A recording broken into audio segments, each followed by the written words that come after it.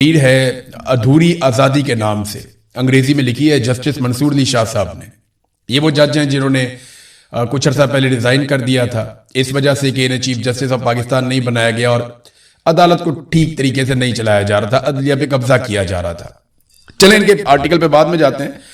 आज़ादी से लेकर अब तक पाकिस्तान में एक भी वजीर आजम अपनी मुद्दत पूरी नहीं कर पाया, यानी पाकिस्तान के जर्नैलों ने एक भी वजीर आजम को अपनी मुद्दत पूरी नहीं करने दी कि 5 साल के लिए अवाम ने मुंतखब किया तो किसी एक को तो हम 5 साल पूरे करने दें।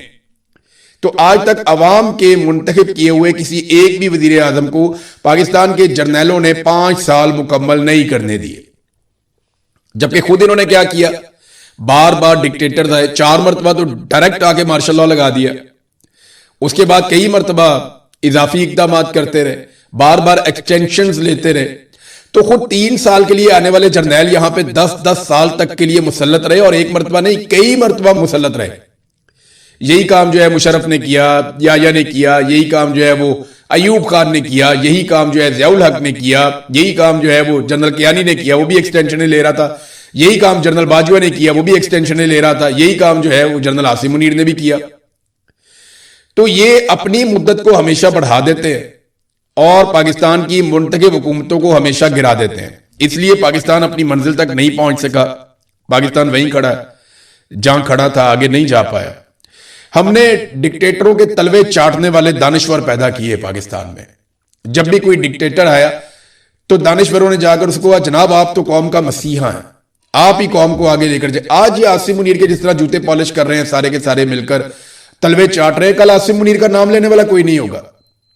ज़ियाउल हक की औलाद से पूछे ना कि ज़ियाउल हक के जितने लोग तलवे चाटने आते थे वो कहां गए। आज ज़ियाउल हक की औलाद को भी नहीं मिलते, बात भी नहीं करते। उनमें से कोई भी नहीं है जो ज़ियाउल हक के मरने के बाद फातेह ख्वानी के लिए भी उसकी कब्र पे गया हो। तो यही कुछ आसिम मुनीर के साथ भी होगा। डिक्टेटर आते हैं चले जाते हैं, लेकिन कौम का बहुत बड़ा नुकसान कर जाते हैं। हमने टाउटों की फैक्ट्रियां लगाई पाकिस्तान में, इतने टाउट्स पैदा किए कि अब हर इदारे के अंदर बेशुमार टाउट्स बैठे हुए हैं। यहां पे कब्जा करने वाले हर शख्स को अच्छे खासे गुलाम मिल गए। हमें गुलामी की ऐसा लगता है आदत पड़ी हुई है। अंग्रेजों से हमने एक अलग मुल्क, एक अलग खित्ता तो ले लिया, लेकिन उस खित्ते को पूरी तरह से आजाद नहीं कर पाए। और इसीलिए आज एक वो आर्टिकल भी है जस्टिस मंसूर अली शाह साहब का, अधूरी आजादी। लिखते क्या है मैं आपको बताता हूं। मंसूर अली शाह साहब ने लिखा कि अगर हम ऐसे जज चाहते हैं जो किसी नाइंसाफी पर मबनी हुक्मनामे पर दस्तखत करने से इनकार करें तो हमें उन्हें बेंच तक पहुंचने से बहुत पहले तैयार करना होगा।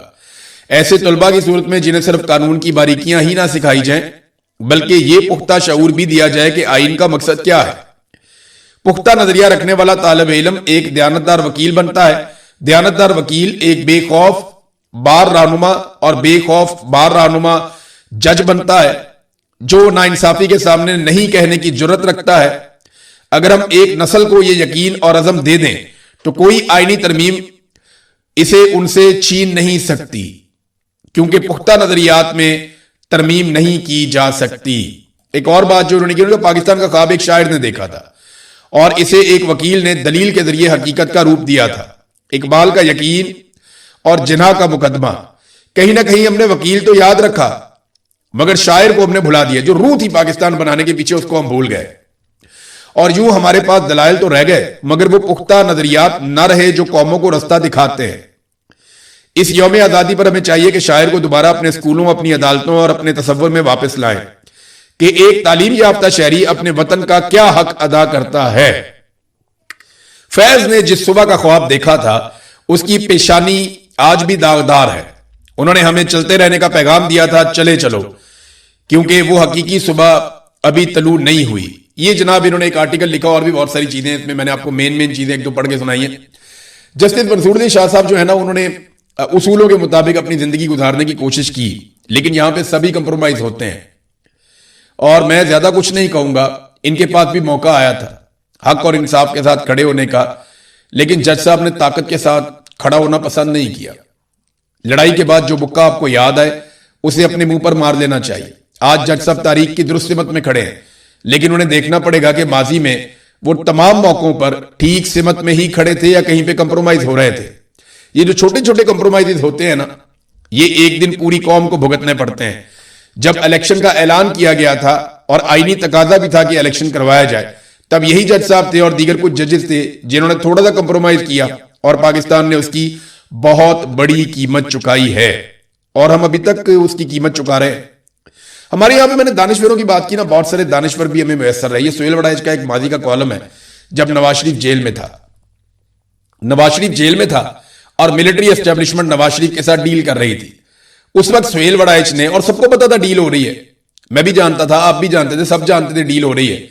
मेरे जैसा एक आम सा जर्नलिस्ट जो है वो ये खबर 5 महीने पहले दे चुका था कि डील हो रही है, बातचीत तय पा रही है, कुछ अरसे में नवाज शरीफ को निकाला जाएगा, अस्पताल ले जाया जाएगा और वहां से उन्हें बरतानिया पहुंचा दिया जाएगा। ये खबर हमें मिल गई थी, तो मैंने ये खबर दे दी थी। तो सुहेल वड़ाइच को क्या लगता है, आपको नहीं पता होगा? अब देखिए उस दौर का कॉलम चेक करें, माहौल बनाने के लिए नवाज शरीफ के लिए, अगर वो मर गया तो, यानी आप अंदाजा करें, इमरान खान को लोगों ने 3 साल से देखा नहीं है, इमरान खान की लोगों ने आवाज नहीं सुनी, उसकी एक आंख जो है उसकी बिनाई खत्म होने की बात की जा रही है और ये हुकूमत खुद कर रही है। इमरान खान को कैदे तन्हाई में डाला हुआ है, उसके ब्लड प्रेशर के मामला बताए जा रहे हैं और उसकी जान को शदीद खतरा है। इमरान खान ये कह भी चुका, उसकी फैमिली भी कह रही है, पूरी दुनिया से आवाजें आ रही हैं, लेकिन हमारा दानिश्वर नहीं लिखेगा। वो नवाज शरीफ के बारे में लिखता है जो रोजाना बैठ के वहां पे दर्जनों लोगों के साथ मुलाकात करता था, जिसपे ये साहब भी होते थे। 14-14, 15-15 सहाफियों से एक साथ नवाज शरीफ एक लंबी टेबल लगा के दोनों तरफ इनको बैठा के बैठ के बातें करता था। इन्हें वहां खिलाया पिलाया भी जाता था, इनके साथ लंबी मुलाकातें भी की जाती थी। तो अब जनाब वड़ाइच साहब लिखते हैं कि अगर वो मर गया तो, ये नवाज शरीफ के लिए फरमा रहे हैं जब वो कैद में था। उन्होंने कहा जी कि इन हालात में उसने जेल के अंदर मुदाफियाना मुजामत शुरू कर रखी है। वो हरफे शिकायत जबान पर नहीं लाता, बीमारियों का इलाज करवाने को तैयार नहीं, अस्पताल शिफ्ट होने को तैयार नहीं, वो हुकूमत की मर्जी की डील करने को भी तैयार नहीं। वो हमेशा से जिद्दी था, अब भी जिद्दी है। वो खामोश तो हो गया है मगर मौक़िफ़ बदलने को तैयार नहीं। वो जारहियत नहीं कर रहा मगर वो सरेंडर करने को भी तैयार नहीं है। वो ताहाल जीत नहीं सका मगर वो शिकस्त तस्लीम करने को भी तैयार नहीं है। अब आप अंदाजा करें कि ये गेम उठाई हुई थी सुहेल वड़ाइच साहब ने नवाज शरीफ की जब वो जेल के अंदर था, और ये सारी गंदी हरकतें नवाज शरीफ ने की हैं। रोला भी बहुत डाला, मैं मर गया, ये हुआ, शोर मचा दिया, सारे खानदान ने रोला डाल दिया, बीमारी का बहाना बना लिया, जाली प्लेटलेस करके अस्पताल में शिफ्ट हो गया, अस्पताल से पाकिस्तान से बाहर निकल गया 50 रुपए का स्टाम्प पेपर देके।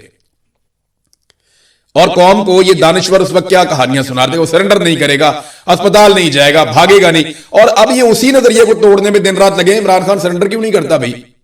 इमरान खान फौरी तौर पर हथियार पहन के बैठ के बातचीत करे। इमरान खान को मशवरे सरेंडर करो।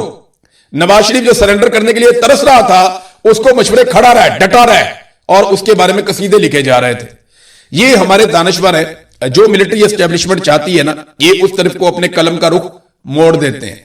इनके कलम की जो नोक है ना, वो आम आदमी के सीने को ही छल्ली करती है और कुछ नहीं करती। इन्होंने हमेशा डिक्टेटरों और ताकतवरों के कहने के ऊपर अपने कलम को तवाइफ की तरह इस्तेमाल किया इस तरह के सहाफियों ने, और ये लगातार करते चले आ रहे हैं। एक वो भी सहाफी था जिसने जाके कहा था, बहुत बुजुर्ग आदमी है, उन्होंने जाकर ज़ियाउल हक को कहा था कि आप तो कौम के मसीहा हैं, आप ही तो कौम को निकालेंगे इन मसाइल से। इसी तरह अयूब खान को भी इसी तरह के बहुत सारे मुयस्सर थे। वो साले दाफे आजकल इमरान खान के बारे में जेल की अजीब अजीब कहानियां बताता है।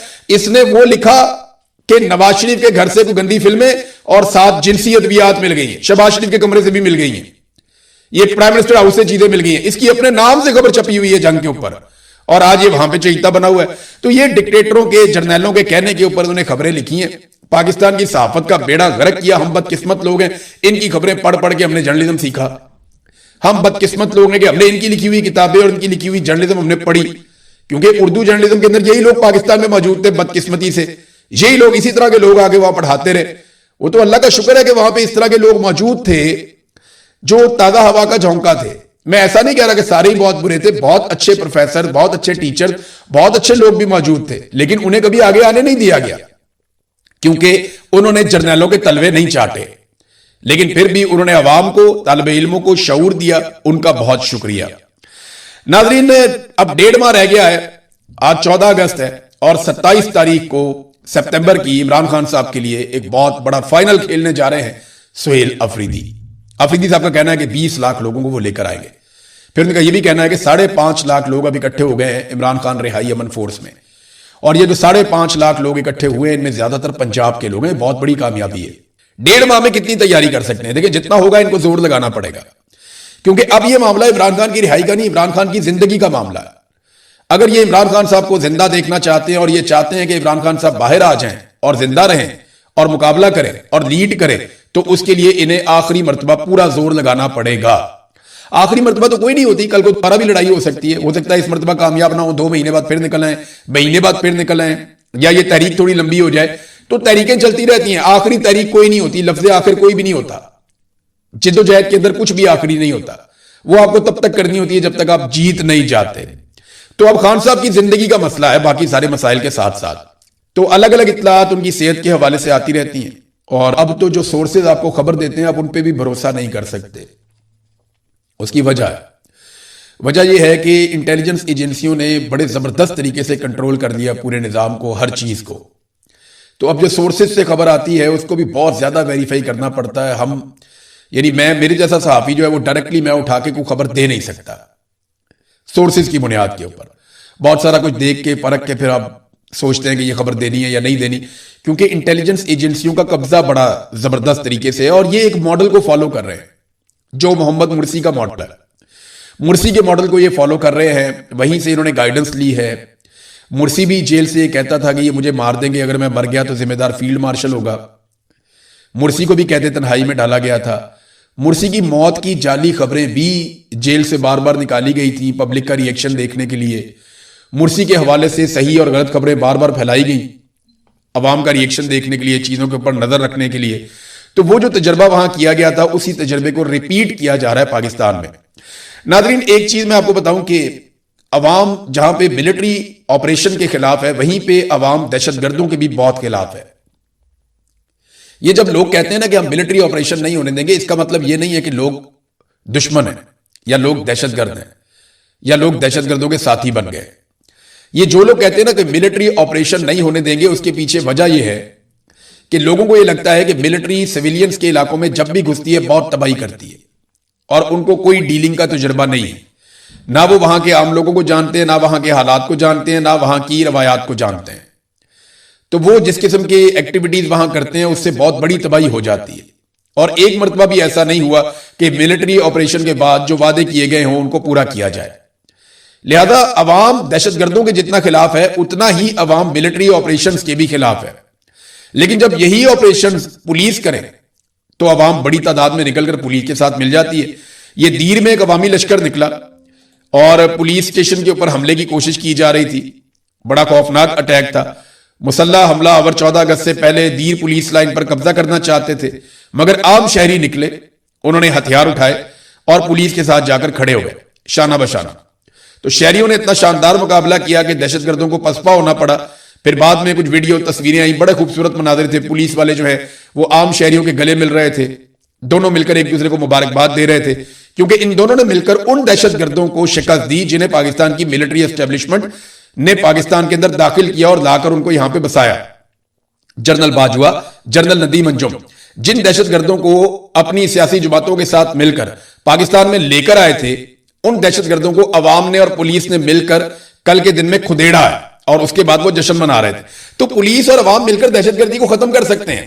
आप सिर्फ जो वसाइल इतने सारे आपने फौज को दिए हुए ना, जितने वसाइल पाकिस्तान में फौज को दिए हुए उसका 20% आप पुलिस को दे दें। ये हर पुलिस वाला मेरी बात सुन ले और मैं लिख कर देने के लिए तैयार हूं। दहशतगर्दी के खिलाफ जिस तरह लड़ाई पुलिस लड़ सकती है ना, फौज कभी लड़ ही नहीं सकती। दहशतगर्दी को जैसे जड़ से पुलिस उखाड़ के फेंक सकती है ना, फौज कभी इसके बारे में सोच भी नहीं सकती। और दहशतगर्दी की लड़ाई में पुलिस और अवाम जैसे मिलकर आगे बढ़ सकती है ना, फौज को यह सहूलत कभी मिलेगी ही नहीं। वजह यह है कि मिलिट्री ऑपरेशंस का हमेशा नुकसान हुआ, अवाम बल्कि फौज के और खिलाफ हो गई कि ये हमारे इलाके में क्या करके चले गए, बाद में कोई भरवाई भी नहीं हुई। तो पुलिस जानती है कि कैसे डील करना है पब्लिक और कैसे उनके साथ चलना है। और याद रखिएगा, जो गलियों मोहल्लों के इलाकों के ऑपरेशन है ना, उनमें पुलिस वाले बहुत दलेर होते हैं, बहुत बहादुर होते हैं। फौज अपने एसओपी से बाहर नहीं जाती, फौज को मिलकर लड़ने की आदत होती है। पुलिस वाला अकेला भी लड़ पड़ता होता है। ये मैं आपको बता रहा हूं कि उनकी ट्रेनिंग अलग अलग है ना, तरीकाकार अलग अलग है लड़ने का। फौज को जितना इक्विपमेंट और जितना सामान दिया ना, उसका 20% आप पुलिस को दे दें, पुलिस पूरे पाकिस्तान से दहशतगर्दी उखाड़ के बाहर फेंक देगी। ये मैं गारंटी कर रहा हूं आपको और मैं लिख के देने को तैयार हूं। ये अगर पाकिस्तान से 1 साल के अंदर अंदर दहशतगर्दी का खात्मा ना हो जाए तो आप जो मर्जी कहिएगा, सिर्फ पुलिस को आप फ्री हैंड दें, पुलिस को आप इख्तियारात दें और पुलिस को आप वसाइल मुहैया करें, और फिर आप देखें पुलिस करती क्या है। और अवाम भी पुलिस के साथ खड़ी हो जाएगी, ये मैं अच्छी तरह जानता हूं, चाहे बलूचिस्तान हो, चाहे खैबर पख्तूनख्वा हो, चाहे पंजाब हो, चाहे सिंध हो, कहीं पे भी हो, हर जगह पे पुलिस अवाम इकट्ठे खड़े हो जाएंगे, क्योंकि पुलिस पे लोग भरोसा करेंगे दहशतगर्दों के खिलाफ लड़ाई में। फौज वाला जो है ना, वो मॉडल बार बार फेल हुआ, वो दोबारा नहीं करना चाहिए। नाज़रीन, हुकूमत ने अपने हदफ से 100 अरब रुपए जायद पेट्रोलियम लेवी इकट्ठी कर ली है अब तक। अंदाजा करें आप, जो हदफ मुकर्रर किया था ना कि इतनी पेट्रोलियम लेवी हमने इकट्ठी करनी है, उससे 100 अरब रुपए जायद पेट्रोलियम लेवी हुकूमत ने इकट्ठी कर दी है। कैसी अवाम की जेबें काटी हैं इन्होंने, किस तरीके से अवाम